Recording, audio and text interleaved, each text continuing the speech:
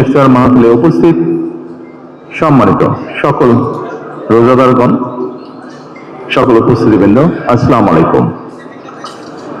প্রথমে আমি বাংলাদেশ জামাতে ইসলাম এবং তার নেতৃবৃন্দকে আন্তরিকভাবে ধন্যবাদ জানাচ্ছি। আজকে আমাকে, আমার সাথে আমার নেতৃবৃন্দকে এবং আমার সাথে আমার সফরসঙ্গীবৃন্দকে এই ইফতার মাহফিলে দাওয়াত দেওয়ার জন্য।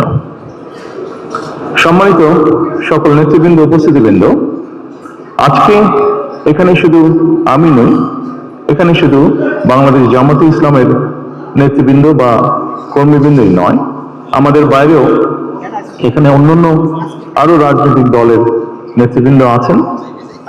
এখানে আরো অন্যান্য সমাজের অন্যান্য বিভিন্ন স্তরের বিভিন্ন সম্মানিত ব্যক্তিবর্গ উপস্থিত আছেন আজকের এই ইফতার মাহফিলে। আজকে আমরা একটি গুরুত্বপূর্ণ সময় সকলে এখানে একত্রিত হয়েছি। দেশের একটি গুরুত্বপূর্ণ সময়। কিছুদিন আগে দেশে নির্বাচন হয়েছে।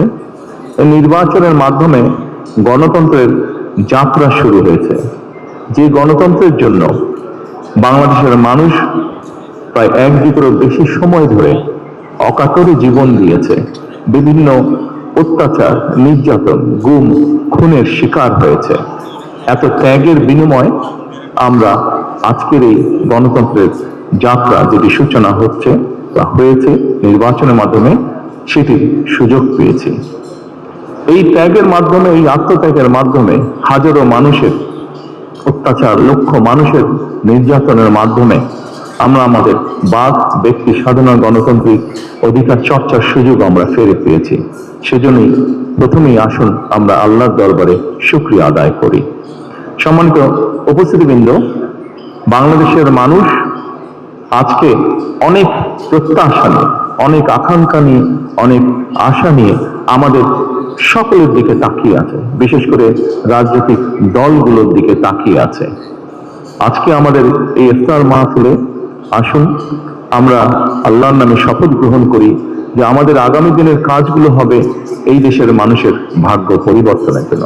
আসুন আমরা আল্লাহর দরবারে সেই রহমত চাই যার মাধ্যমে আল্লাহ আমাদেরকে এই দেশের মানুষের ভাগ্য পরিবর্তনের জন্য, এই দেশের ভাগ্য পরিবর্তনে কাজ করার তৌফিক আমাদেরকে আল্লাহ তাআলা দিবেন। পরিশেষে আমি আবারও বাংলাদেশ জামাতে ইসলাম এবং জামাতে ইসলাম নায়েবে আমির শফিক সাহেব সহ সকল নেতৃবৃন্দকে আন্তরিক ধন্যবাদ জানাচ্ছি আজকে এখানে আমাদেরকে দাওয়াত দেওয়ার জন্য। আসসালামু আলাইকুম।